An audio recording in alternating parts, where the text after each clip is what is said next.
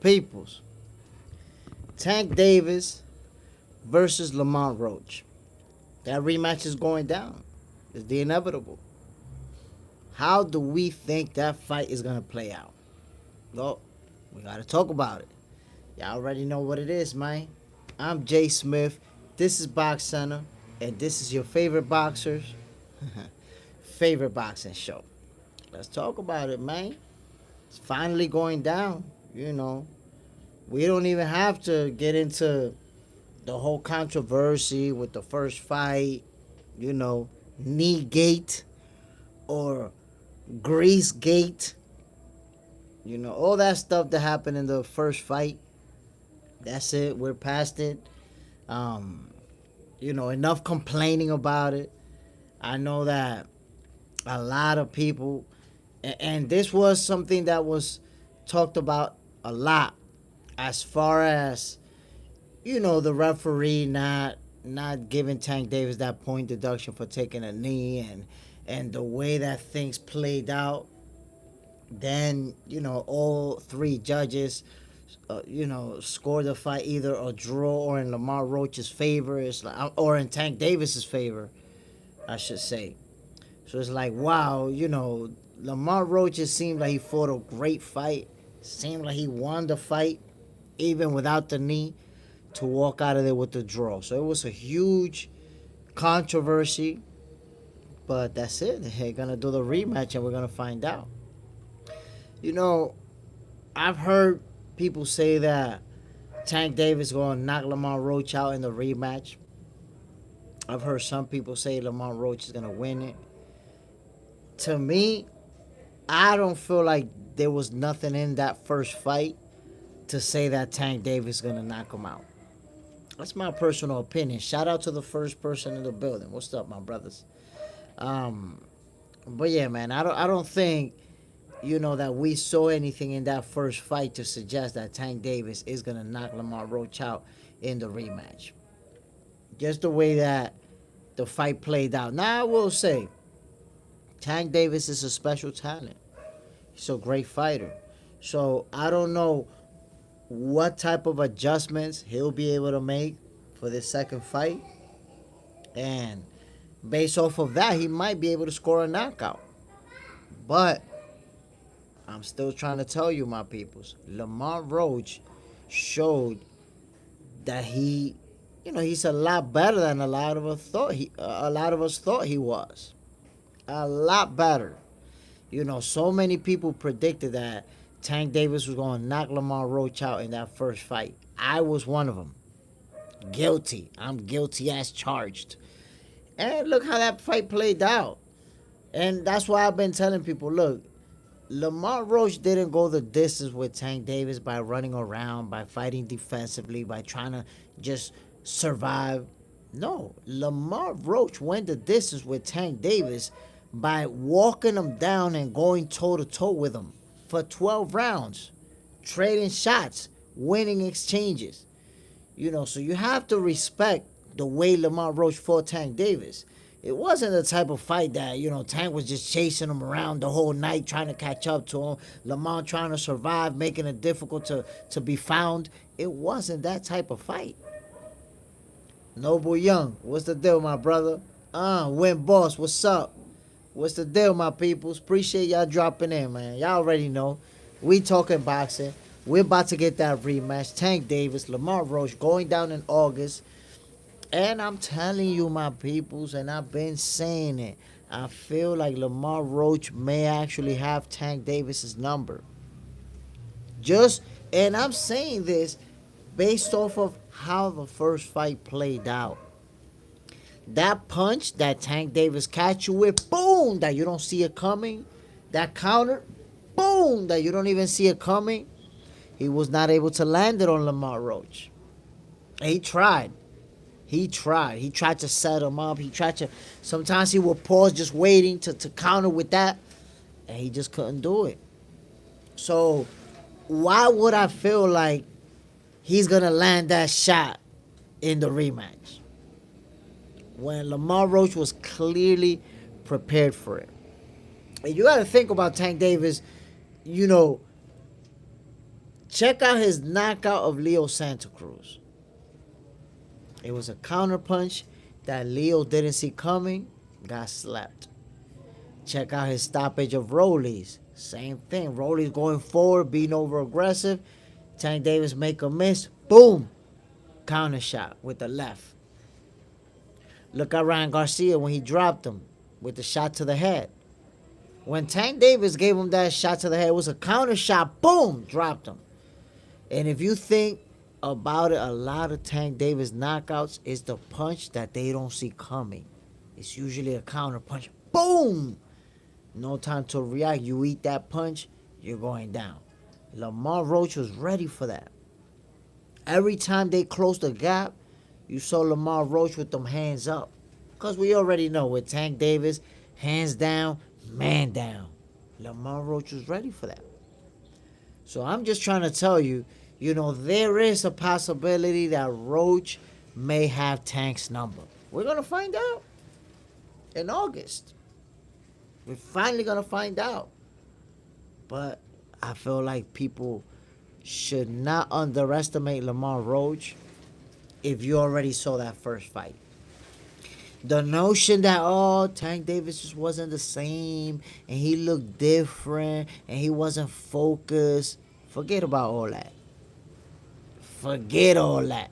Lamont Roach made him seem that way. Lamont Roach got him out of character. Had him acting unusual. Complaining to the referee. Turning his back on Lamont Roach.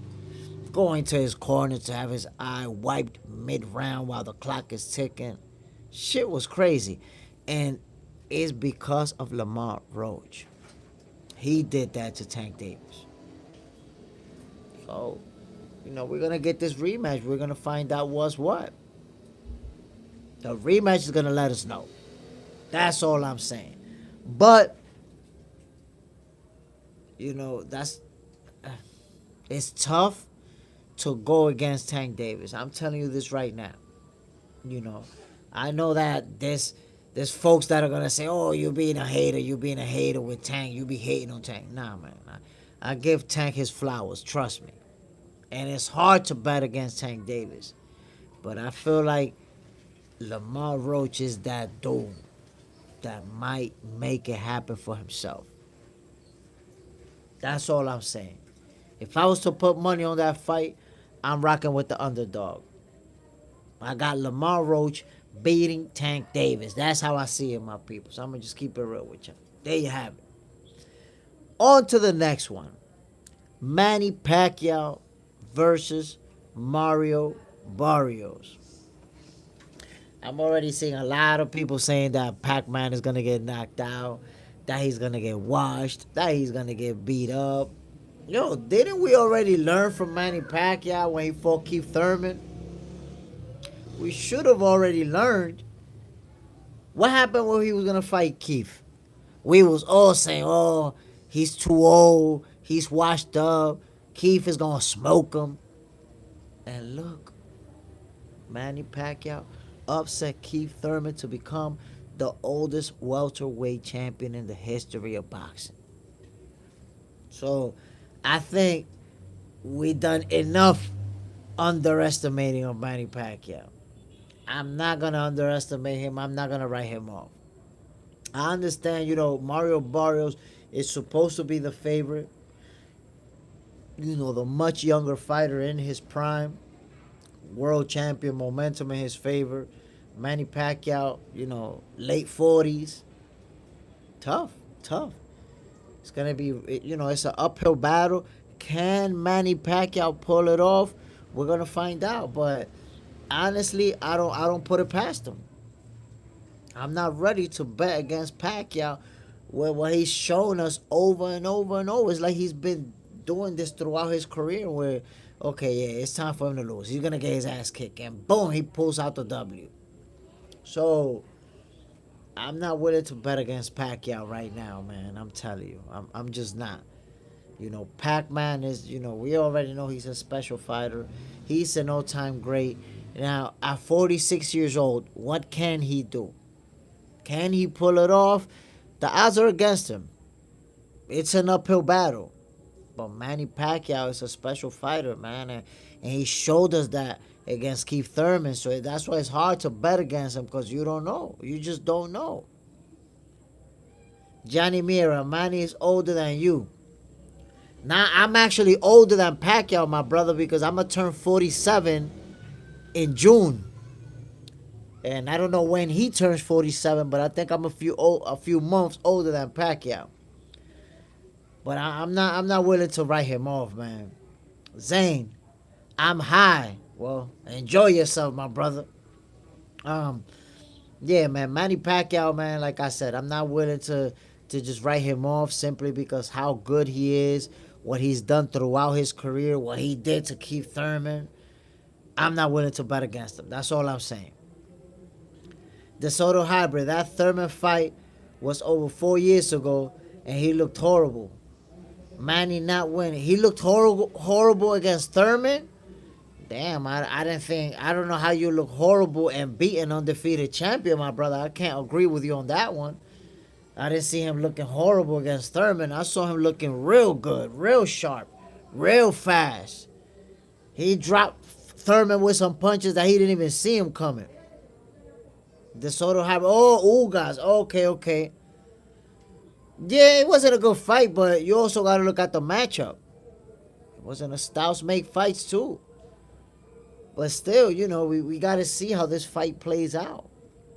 Got to see how this fight plays out because at the end of the day, obviously Barrios is going to have the strength in his favor. He's going to have the age in his favor. But Manny Pacquiao is going to have the experience. He's going to have the skills. I won't be surprised if he's even right now, he's going to be the faster guy in the ring. He might be faster than Mario Barrios because Barrios not a fast guy. So I think Manny Pacquiao also has, tools and resources, and even certain advantages over Barrios that he's gonna exploit. You have to see it, man. That's a good fight. That's gonna be. I think it's gonna be an interesting fight. Terrence Crawford, Canelo Alvarez in September. Whoa. I know at this point everybody's already looking forward to that fight. This is one of those where, predictions are already out. Some feel like it's going to be easy for Canelo because, he's the bigger guy. And they've even been saying that Canelo's going to stop Crawford. And others, including myself, see Terrence Buck Crawford winning that fight by unanimous decision. Now, when I say unanimous decision, I'm not suggesting that Crawford is just going to wash Canelo, smoke him. I see a competitive fight. They're going to go back and forth. They're both going to have their moments, win rounds. But ultimately, Crawford figures it out, uses his boxing skills to win the fight by unanimous decision, like I said. I'm looking forward to that fight, man. It is the biggest fight in boxing. Bud versus Canelo. That fight, I believe is gonna do over 1 million pay-per-view buys. The numbers are gonna be crazy. And the fight itself, the atmosphere. I can't even imagine that day, at Raider Stadium, how it's gonna be electric. You have the USA, Mexico, Mexican fighter versus the African American. There's a lot of history there. Then you have two pound-for-pound fighters who've both been at the number one spot, both been undisputed champions, and now they're going to be fighting for all the marbles. So Terrence Buck Crawford versus Canelo Alvarez is the biggest fight in boxing, and it's going down, my people. It's going down. Can't wait for that fight. Keyshawn Davis versus Edwin De Los Santos. That fight is going down. That's another one that I think is real interesting because, Keyshawn Davis is already a world champion. De Los Santos got a title shot versus Shakur Stevenson. He wasn't able to win that fight, and now he gets another title shot versus Keyshawn Davis. According to De Los Santos, he feel confident that Keyshawn is not as good as Shakur, and he's gonna handle him. And Keyshawn Davis is like, yo, I feel sharper than ever. I'm gonna show you. It's gonna be a real good fight. I had somebody going back and forth with me in the comment section of one of those videos that I posted about them too. And they was like, listen, Jay, you don't know shit about boxing because Edwin De Los Santos is faster and he got more experience and he's gonna beat Keyshawn Davis. I'm like, all right, bro, we're gonna find out. Which, by the way, I believe that that's a very good fight. It is a competitive fight, but I got Keyshawn Davis winning it. And De Los Santos, that's my guy. I like Edwin De Los Santos as a fighter. And that's my Dominican brother, so I got love for him. But I think boxing, you know, I don't think I know. It's about levels. It's about levels. And when you're at this level, you face somebody at that level, it's going to show. I think, like I said, Edwin De Los Santos, much respect, very good fighter. Keyshawn Davis is going to win that fight. I'm telling you, that's the way it's going down. Now, one situation, let me call it, that is going on at the welterweight division, and I want to see where this is headed, is with Teofimo Lopez, Devin Haney, and Jerron Boots Ennis. I want to see how that's going to play out. And the reason I say that is because it looked like Teofimo Lopez and Boots may be in negotiations, but Devin Haney wants to fight Teofimo Lopez. So that fight could also be in play. Who's going to fight who? The Soto Hybrid, do you ever come to America, bro? So, my brother, I actually grew up in New York City. Currently living in the Dominican Republic. But I am working on it, my guy. I am working on it. I'm trying to get back. I actually don't have a visa right now, so I can't go back. But I'm working on it. So you never know. Box Center might come to the U.S. soon. JJ's in the house. Hello, Jay Smith. I'm here. Let's go. Everyone, hit the like button. JJ's in the house. What's the deal, my brother? Appreciate you dropping in. You already know what it is, man. Gay Rivera. What's good, my brother? What's the deal, my G? Talking about these fights, man. Some real good fights that are coming up. We have the whole situation with Manny Pacquiao and Mario Barrios. That fight's going down. People are just writing Manny Pacquiao off. I'm not willing to. I feel like even though he is going to be the underdog, I feel like he can pull it off. I'm not going to, downplay what Manny Pacquiao is able to do in the ring, even at 46 years old. I'm not going to, I just feel like people only focus on the age. They say, okay, yeah, he's 46, he's done. But when he was 40, we also thought he was done. So, we got to see it, man. I think Manny Pacquiao, has the possibility, has the opportunity to do something real special. We'll see. We shall see, my peoples. We also got Shakur Stevenson and William Zepeda. That fight is going down. I feel like, Shakur Stevenson is just going to put the beast on Zepeda. I feel like, he got a chip on his shoulder. He's going to go in there, looking to perform, looking to be aggressive. And Shakur Stevenson is going to give us a heck of a fight, regardless of what the haters want to say. He's going to give us a heck of a fight and put the beats on William Zepeda. JJ's in the house. July 19th, Bam Rodriguez fights. Yup. Bam Rodriguez is finally back. I don't know the name of his opponent. But Bam Rodriguez is finally back. That's going to be a heck of a fight. In fact, Bam Rodriguez is fighting the same night as Manny Pacquiao. That's the same. That Manny Pacquiao fighting on that same day. I think they fighting on the same card, to be honest. So, look, man, there's a lot of good fights in boxing. A lot of big fights that are coming up. We boxing fans, we need to be excited about all of this that's going on. That's some real good ones.